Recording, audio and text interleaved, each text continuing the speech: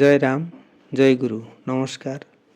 গল্প কথায় রাম ঠাকুর চ্যানেলে সব বন্ধুদের স্বাগতম। বন্ধুরা, এখন আমি আপনাদের সামনে একটি রামকৃষ্ণ নাম নিয়ে গল্প নিয়ে আসলাম। তাহলে আপনারা একটু শুনুন, তবে গল্পটা বড়, আমি সংক্ষেপে বলছি। শ্রীমতী শোভা বোস এই কাহিনীটি বলেছেন। কাহিনীটি তার মাতা পিতাকে জড়িয়ে। তার পিতার নাম শ্রীযুক্ত অক্ষয় কুমার বোস ও মাতার নাম হেমনলিনী বোস। জয়কালী নামে সবাই চিনতেন। শ্রীরাম ঠাকুর থেকে নাম গ্রহণ করার পূর্বে শোভাদিদির পিতা ঠাকুর শ্রীরামকৃষ্ণ পরমহংসদেব ও বিবেকানন্দকে খুব পছন্দ করতেন। তিনি সেখানকার অর্থাৎ চট্টগ্রামের রামকৃষ্ণ মিশনে যাতায়াত করতেন এবং মিশনের কার্যকলাপ খুব পছন্দ করতেন। ক্রমে ক্রমে শ্রী পরমহংসদেবের ধর্মমূলক পুস্তকাদি পাঠ করে মানসিক দিক দিয়ে তিনি পরমহংসদেবের প্রতি ঝুঁকে পড়েন।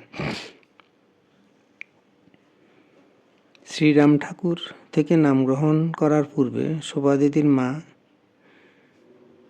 গিরি মহারাজের নিকট থেকে নাম নেবার জন্য গিয়েছিলেন, কিন্তু গিরি মহারাজ হিন্দিতে কথা বলেন জেনে তিনি শেষ পর্যন্ত গিরি মহারাজ থেকে নাম নেননি। শোভাদিদিরা এ সময় চট্টগ্রাম থাকতেন। শ্রীযুক্ত সুদাময় দত্তের বাড়ি ইর সঙ্গে তাদের ভালো যাতায়াত ছিল। সেবার কপিলধাম প্রতিষ্ঠা উৎসব উপলক্ষে শ্রী ঠাকুর সে সময় কপিলধামে ছিলেন। শ্রীযুক্ত সুদাময় দত্ত মহাশয় কপিলধাম যাবার জন্য একখানা বাস ঠিক করেছিলেন। সেখানে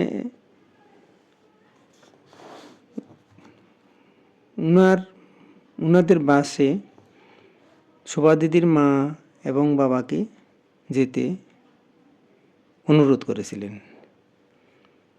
অতঃপর শোভাদিদির মা এবং বাবা কপিলধাম প্রতিষ্ঠা উৎসবে পৌঁছলেন ওই বাসে করে।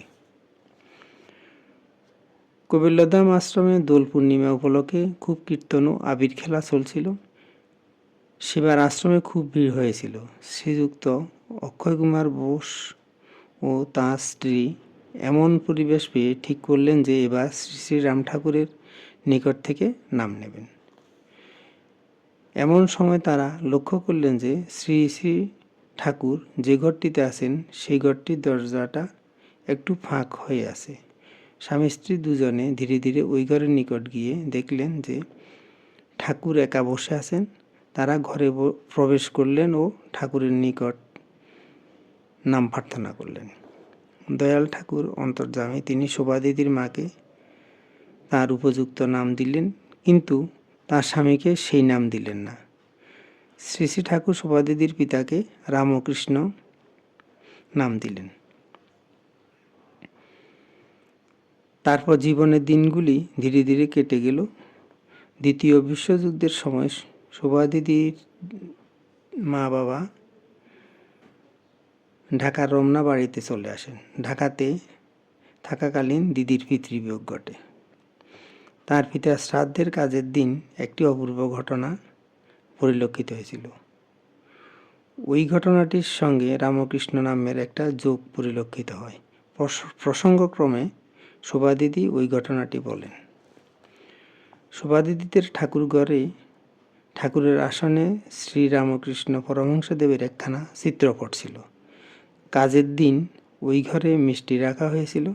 তখন সকলে লক্ষ্য করলেন যে আসনে শ্রীরামকৃষ্ণ পরমহংসদেব ঠাকুরের যে ফটোখানা গতদিন সন্ধ্যাবেলাতে অক্ষত অবস্থায় ধূপদীপ দেখানো হয়েছিল, সেই ফটোকে এক রাতে পোকায় খেয়ে এমন করে ফেলেছে যে ওই ফটো দেখে একেবারেই চেনা যায় না। শোভা দিদি বলেছিলেন যে এমন হলো কেন। এই প্রশ্নের বাস্তব কোনো উত্তর নেই, তবে সেদিন তাদের বাড়ির সকলের মনে হয়েছিল যে শ্রীরামকৃষ্ণের নামে আশ্রিত ছিলেন বলে তিনি দেহত্যাগ করার পর ভক্তের সঙ্গে ভগবানও গেছেন, ওই প্রমাণ পড়েছিল মাত্র। বন্ধুরা, আমি এখন শ্রী শ্রী ঠাকুরের বেদবাণী থেকে 2টা বাণী পড়ে আপনাদেরকে শোনাচ্ছি। ঠাকুর বলেছেন, সংসারের কার্য রীতিমতো করিতে করিতে অনাসক্ত ভাবের দ্বারা শান্তিময় কর্ম শেষ করিয়া পরমানন্দ নিত্যদাম পাইয়া থাকে। ইহার সাধন ভোজন আর কিছুই নাই, কেবলমাত্র প্রারব্ধ ভোগ সহ্য করিয়া যাইতে হয়। ঠাকুর আবার বলেছেন, সর্বদা যথাসাধ্য সত্যভাবকে আনয়ন করিবে, কঠোর করিবে না। বন্ধুরা, আজ এ পর্যন্তই। আগামী দিন আবার শ্রী শ্রী ঠাকুর সম্পর্কে গল্প ও বাণী নিয়ে আপনাদের সাথে থাকব। বন্ধুরা, চ্যানেলটি যদি আপনাদের ভালো লেগে থাকে তাহলে বেশি বেশি করে সাবস্ক্রাইব করে চ্যানেলটির পাশে থাকবেন। লাইক, শেয়ার, কমেন্ট করবেন। ধন্যবাদ, ভালো থাকবেন। জয় গোবিন্দ, গুরু কৃপাই কেবলম।